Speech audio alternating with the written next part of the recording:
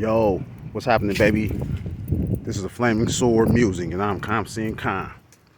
So I guess T-Pain caused a stir a couple of days ago with a comment about Tupac saying that he wasn't lyrical enough to contend with rappers nowadays. And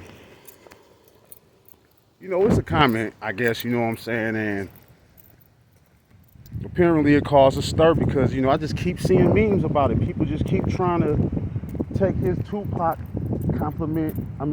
Tupac comment, and just knock him, I guess. I don't know, but I'm trying to wonder where that became an issue because Tupac was never really considered lyrical. He wasn't considered lyrical for back in the 90s. Everybody know that. Tupac wasn't considered lyrical.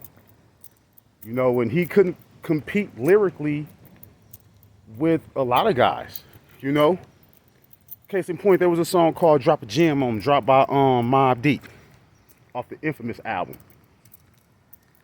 Cooked him viciously, and I know Tupac heard it, but the problem with that song, number one, was that it was released as a lead-off single, and back then it was very rare that a diss track would be released as a lead-off single. You had Eazy-E with Real G's. I think that Way Too Funky was the first track off the lead track off the album. But ultimately it was very rare to release a diss track even as a single. Those was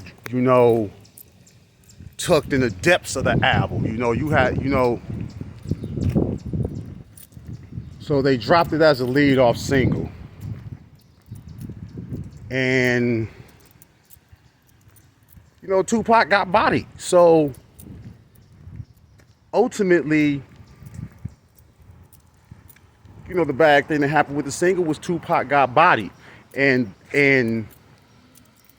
it just quickly became blasé, whatever, in bad taste to be going so hard on somebody who is now dead.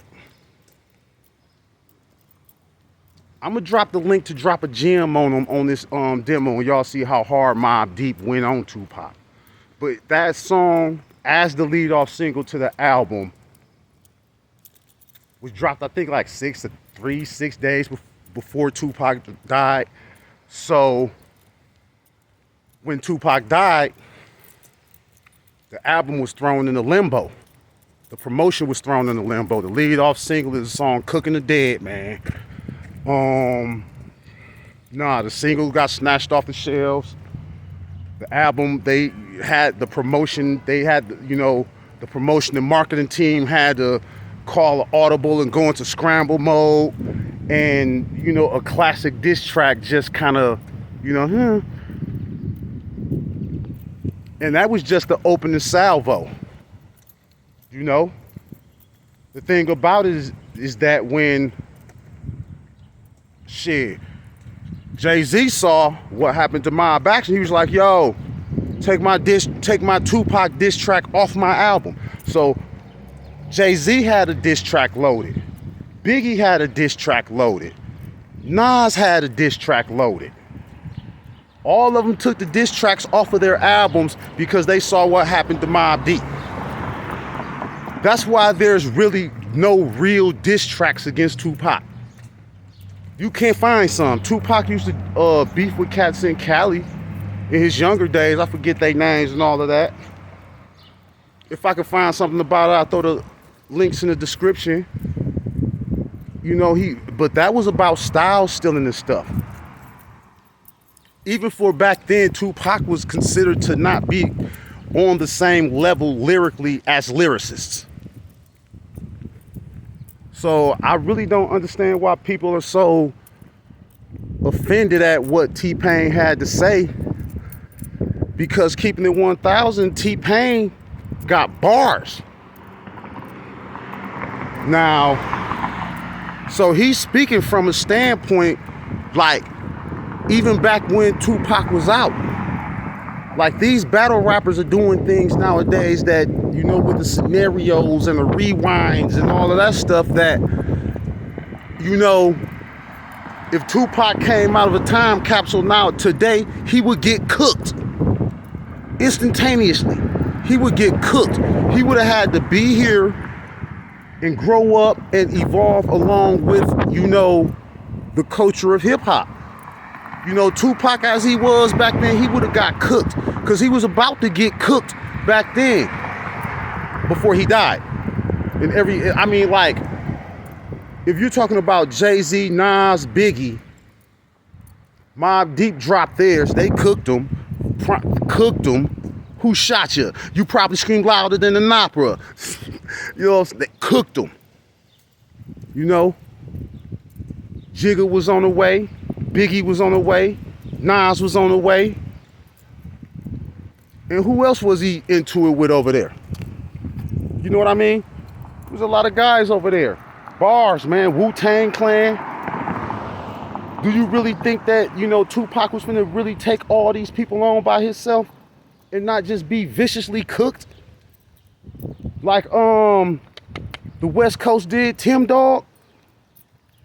The West Coast, the East Coast was finna get on Tupac, climb all over Tupac, all up and down his frame, like the West Coast did Tim Dog. The only reason that it didn't happen is because he died and it became in the grief, and I don't think nobody really wanted to diss Tupac in the first place.